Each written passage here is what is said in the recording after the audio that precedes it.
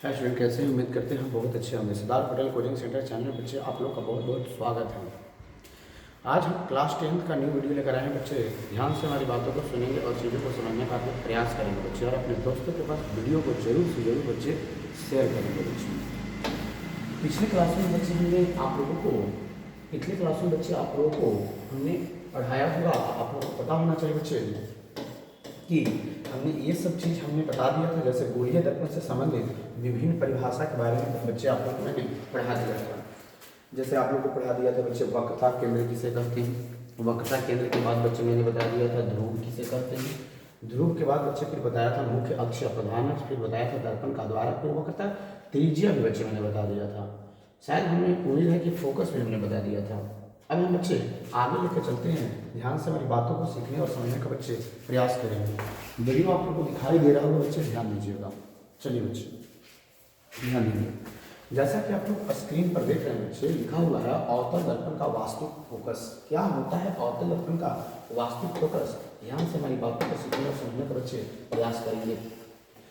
Real focus of concave mirror. Real focus of concave mirror क्या होता है बच्चे? ध्यान से हमारी बातों को सीखने और समझने का प्रयास करेंगे। इसको समझने के लिए सबसे पहले हम एक डायग्राम बनाएंगे बच्चे, ध्यान दीजिएगा। जैसा कि आप लोग को बताया बच्चे कि ये बच्चे है अवतल दर्पण। क्या है बच्चे? अवतल दर्पण।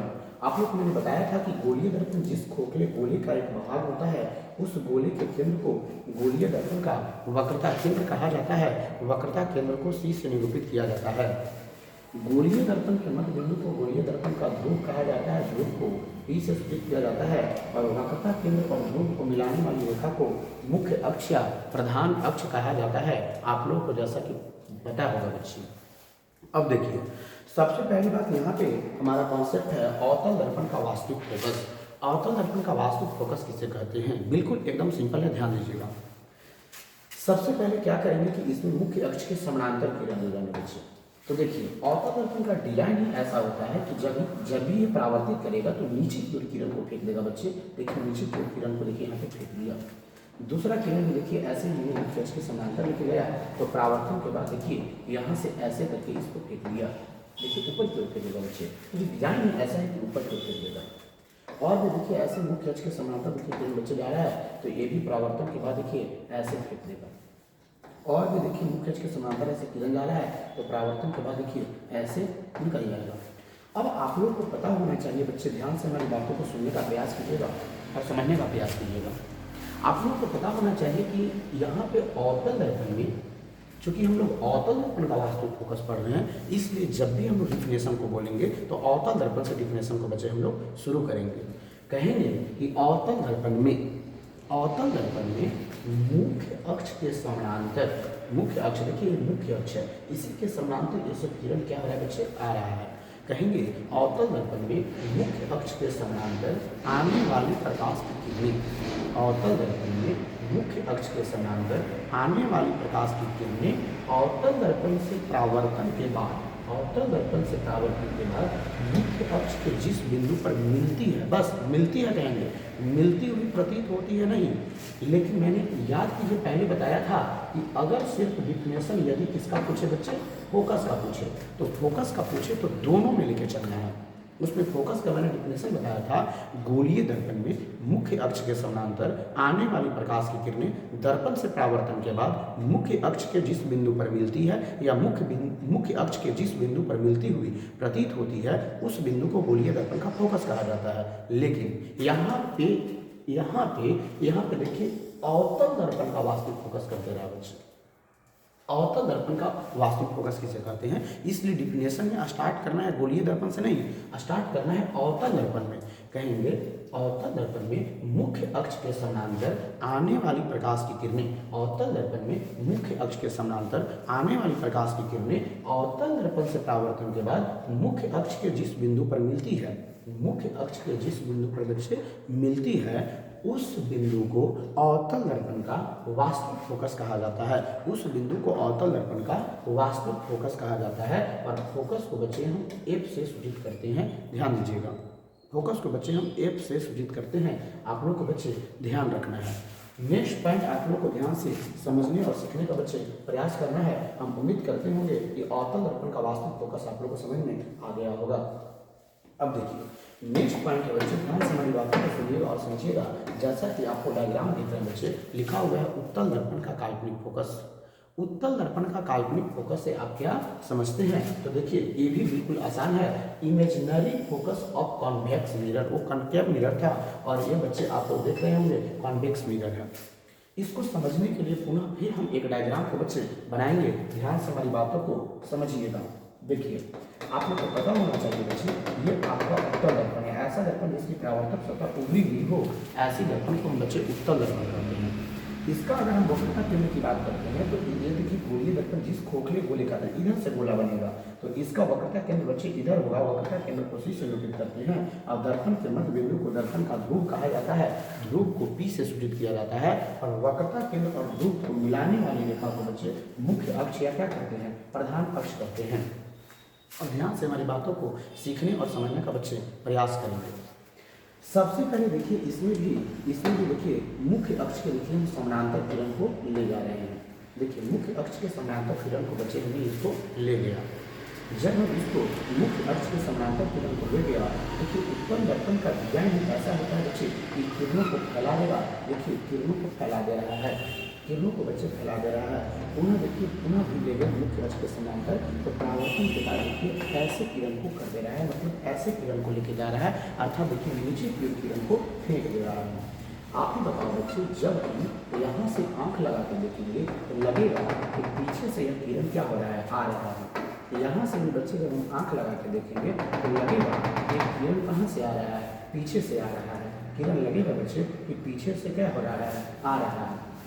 यही बच्चे उत्तल दर्पण का बन जाएगा फोकस। यही बच्चे हो जाएगा उत्तल दर्पण का फोकस, जो कि यह एक प्रकार का काल्पनिक फोकस होगा। रियल में फोकस नहीं है बच्चे। ऐसा सिर्फ प्रतीत हो रहा है कि मुख्य अक्ष के जिस बिंदु से यहाँ आ रहा है, लग रहा है कि यहाँ से आ रहा है, लेकिन जनरली यहाँ से आता है नहीं बच्चे। तो देखिए इसका डिफिनेशन कैसे हम लोग तैयार करेंगे? कहेंगे कि उत्तल दर्पण में, वहाँ पर शुरू किए थे अवतल दर्पण में, लेकिन यहाँ स्टार्ट करेंगे उत्तल दर्पण में। कहिएगा उत्तल दर्पण में मुख्य अक्ष के समानांतर, उत्तल दर्पण में मुख्य अक्ष के समानांतर आने वाली प्रकाश की किरणें उत्तल दर्पण से परावर्तन के बाद मुख्य अक्ष के जिस बिंदु पर मिलती हुई प्रतीत होती है, उसमें बच्चे मिलती है और उसमें कहेंगे मिलती हुई प्रतीत होती है। ध्यान दीजिएगा, फिर से हम बोल रहे हैं, ध्यान दीजिएगा। उत्तल दर्पण में मुख्य अक्ष के समानांतर, उत्तल दर्पण में मुख्य अक्ष के समानांतर आने वाली प्रकाश की किरणें, उत्तल दर्पण में मुख्य अक्ष के समानांतर आने वाली प्रकाश की किरणें दर्पण से परावर्तन के बाद, अर्थात उत्तल दर्पण से परावर्तन के बाद मुख्य अक्ष के जिस बिंदु पर मिलती हुई प्रतीत होती है, मुख्य अक्ष के जिस बिंदु पर मिलती हुई प्रतीत होती है, उस बिंदु को उत्तल दर्पण का काल्पनिक फोकस कहा जाता है। हम उम्मीद करते होंगे बच्चे कि उत्तल दर्पण का काल्पनिक फोकस आप लोग को समझ में आ गया होगा। तो देखिए एक होता है अवतल दर्पण का वास्तविक फोकस और एक होता है बच्चे उत्तल दर्पण का काल्पनिक फोकस। तो देखिए ये हो गया उत्तल दर्पण का बच्चे काल्पनिक फोकस। वीडियो को बार बार देखिए, बार बार चीज़ों को समझने का आप लोग प्रयास कीजिएगा और अपने दोस्तों के पास जरूर से जरूर बच्चे शेयर करेंगे। देखिए इस डायग्राम में भी आप लोगों को स्पष्ट रूप से दिखाई पड़ रहा होगा बच्चे।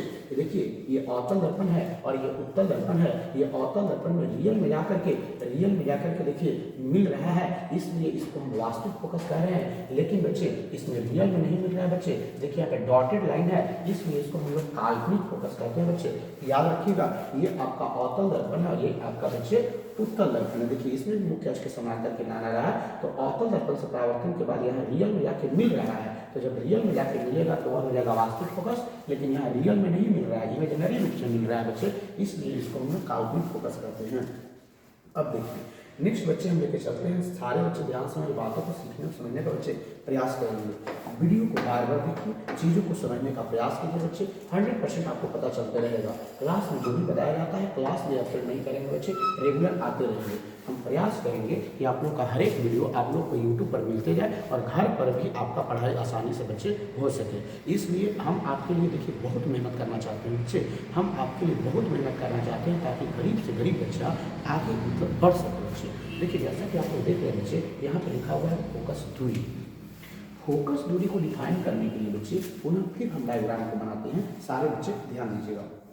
फोकस दूरी को डिफाइन करने के लिए सबसे पहले देखिए पुनः हम बनाते हैं। देखिए अवतल दर्पण, यहाँ पे हमने बनाते हैं बच्चे आपको पता होना चाहिए कि गोलीय दर्पण जिस खोखले गोले का एक भाग होता है उस गोले के केंद्र को गोलीय दर्पण का वक्रता केंद्र कहते हैं और दर्पण के मध्य बिंदु को दर्पण का ध्रुव कहा जाता है। ध्रुव को P से सूचित करते हैं।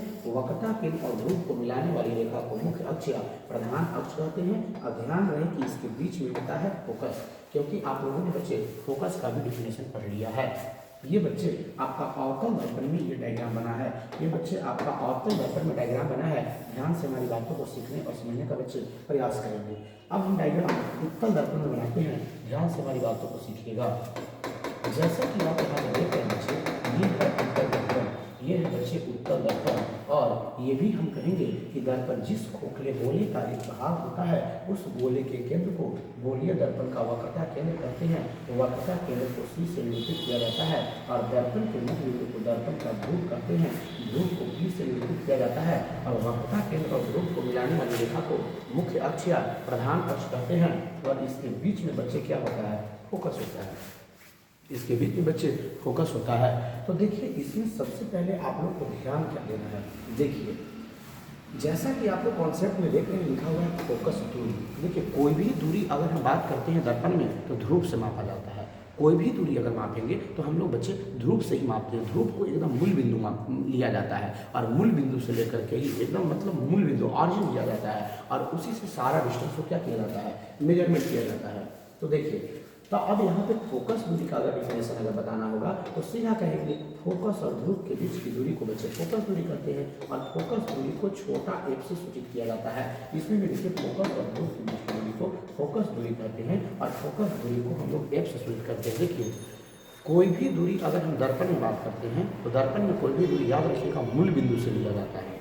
किससे लिया जाता है बच्चे? मूल बिंदु से। जैसे अगर हम बात करते हैं वस्तु दूरी तो कहिएगा वस्तु और ध्रुव के बीच की दूरी को हम वस्तु दूरी कहते हैं। अगर हम बात करते हैं प्रतिबिंब दूरी की तो प्रतिबिंब दूरी में कहिएगा प्रतिबिंब और ध्रुव के बीच की दूरी को प्रतिबिंब दूरी। देखिए, एकदम ऑरिजिन को एकदम मूल बिंदु को ही ऑरिजिन मानना है, अर्थात ध्रुव को ही एकदम मूल बिंदु मानना है। कोई भी डिस्टेंस इसमें मेजरमेंट किया जाएगा। अगर हम कोई वस्तु को अगर रखते हैं, मान लीजिए वस्तु को रखते हैं तो वस्तु दूरी कितना होगा? तो देखिए, वस्तु और जो पोल के बीच का जो डिस्टेंस होगा, the distance between object and the pole is called object distance. कहने का मतलब वस्तु और ध्रुव के बीच की दूरी को, जो भी वस्तु है जो भी ध्रुव है, वस्तु और ध्रुव के बीच का जितना भी डिस्टेंस होगा उसी डिस्टेंस को बच्चे हम कहते हैं वस्तु दूरी। तो आप लोग को याद रखना है, वस्तु और ध्रुव के बीच की दूरी को वस्तु दूरी कहेंगे। अगर मान लीजिए कोई प्रतिबिंब भी बनेगा तो प्रतिबिंब और ध्रुव के बीच की दूरी को प्रतिबिंब दूरी। वैसे हम आगे इसको भी बताएंगे बच्चे, वस्तु दूरी और प्रतिबिंब दूरी, घबराना नहीं है। अभी फिलहाल हमारा कॉन्सेप्ट है बच्चे फोकस दूरी किसे कहते हैं। तो आपको सीधा सा बात याद रखना है बच्चे, फोकस और ध्रुव के बीच की दूरी को बच्चे फोकस दूरी कहते हैं। फोकस दूरी को f से सूचित किया जाता है। यहाँ से भी देखिए, फोकस और ध्रुव के बीच की दूरी को फोकस दूरी कहा जाता है। फोकस दूरी को हम f से सूचित करते हैं। हम उम्मीद करते हैं बच्चे कि आप लोग को फोकस दूरी भी समझ में आ गया होगा। अब देखिए, नेक्स्ट पॉइंट हम लेकर चलते हैं बच्चे, बहुत ही इंपॉर्टेंट पॉइंट हम लेकर चलेंगे। ध्यान से हमारी बातों को सीखने और समझने का बच्चे प्रयास करेंगे। देखिए, जैसा कि आप लोग को स्क्रीन पर दिखाई दे रहा है बच्चे, अवतल दर्पण में प्रतिबिंब का बनना, the image formation of by the concave mirror, मतलब अवतल दर्पण में प्रतिबिंब का निर्माण कैसे होता है बच्चे। तो आपको यहाँ पे समझना है, बहुत इंपॉर्टेंट ये चीज़ है। चीज़ों को एक एक करके आप समझने और सीखने का बच्चे प्रयास करेंगे। Image formation by the concave mirror में आप लोग को पता होना चाहिए कि अवतल दर्पण जो होता है बच्चे वो 6 प्रकार के प्रतिबिंब बनाता है। ध्यान दीजिए बच्चे, हम आपको क्लास में भी आप लोग को सिखाएंगे कि कैसे अवतल दर्पण में 6 प्रकार के प्रतिबिंब बनता है। तो देखिए, जैसा कि आप देख रहे हैं बच्चे, हाथ में जो हम लिए हैं, ये हाथ में जो दर्पण लिए हैं बच्चे, इस दर्पण का नाम है बच्चे अवतल दर्पण। हम आपको एक एक बच्चा को हम दिखाएंगे कैसे इसमें प्रतिबिंब का निर्माण होता है बच्चे। हर एक बच्चे को हाथ में देकर के हम बताएंगे कि कैसे अवतल दर्पण में प्रतिबिंब का निर्माण होता है बच्चे। कैसे उल्टा हो जाता है, कैसे सीधा हो जाता है, कैसे बड़ा हो जाता है, कैसे छोटा हो जाता है, कैसे बराबर हो जाता है। ये चीज़ को हम आप लोग को क्लास में बताएंगे। अभी तो नहीं बता सकते हैं बच्चे, क्योंकि आप तो क्लास में उपलब्ध नहीं है, क्लास में उपस्थित नहीं है। जब आप क्लास में आएंगे बच्चे तो उसमें हम आप लोग को क्या करेंगे, इसमें बताएंगे बच्चे। तो अब देखिए, सारे बच्चे आप लोगों को सीखने का प्रयास करना है। याद रखना है कि इसमें 6 प्रकार के प्रतिबिंब होंगे। ध्यान दीजिएगा बच्चे, इसमें 6 प्रकार के प्रतिबिंब। आप अचंभव में होंगे, इसमें 6 प्रकार के कैसे प्रतिबिंब बनता होगा, बड़ा आप अचंभव वाला बात कर रहे हैं। इसमें 6 प्रकार के कैसे प्रतिबिंब बनेगा बच्चे, बिल्कुल 6 प्रकार के प्रतिबिंब बनेगा बच्चे। हम आपको एक करके दिखाने और समझाने का बच्चे हम प्रयास करेंगे। देखिए, सबसे पहला प्रतिबिंब देखिए हम लेके चलते हैं अवतल दर्पण में। ज़्यादा नहीं, आज हम एक प्रतिबिंब बताएंगे, बाकी नेक्स्ट वीडियो में बच्चे आप लोग को बच्चे बताएंगे। देखिए पहला हम लेके चलते हैं कि जब वस्तु समझिएगा, जब वस्तु अनंत पर हो, जब वस्तु अनंत पर हो, जब वस्तु अनंत पर हो तो वस्तु का प्रतिबिंब कैसे बनता है बच्चे, ध्यान से हमारी बातों को सीखने और समझने का बच्चे प्रयास करेंगे। देखिए सबसे पहले आपको डायग्राम बनाने आना चाहिए बच्चे। डायग्राम में सबसे पहले हमने बनाया अवतल दर्पण। ध्यान दें बच्चे, डायग्राम में ये बच्चे क्या है, अवतल दर्पण है बच्चे। आपको पता होना चाहिए गोलीय दर्पण, जिस खोखले गोले का एक भाग होता है उस गोले के केंद्र को गोलीय दर्पण का वक्रता केंद्र कहते हैं। तो वक्रता केंद्र को सी से निरूपित किया जाता है और दर्पण के मध्य बिंदु को दर्पण का ध्रुव कहा जाता है, ध्रुव को पी से निरूपित किया जाता है और वक्रता केंद्र और ध्रुव को मिलाने वाली रेखा को मुख्य अक्ष और प्रधान अक्ष कहा जाता है और इसके बीच में होता है बच्चे फोकस। देखिए जब वस्तु अनंत है तो अब कहिएगा कि इसमें अनंत की जगह हमें तो पता ही नहीं चलेगा, थोड़ा सा हम जानकारी देते बच्चे। देखिए जब वस्तु ऐसे रहेगा तो समझ जाइएगा कि ये वस्तु अनंत पर है। जैसे ही अब आगे बढ़ेगा ये वस्तु तो अगर ऐसे आ जाएगा तो कहिएगा कि अनंत और वक्रता केंद्र के बीच में है।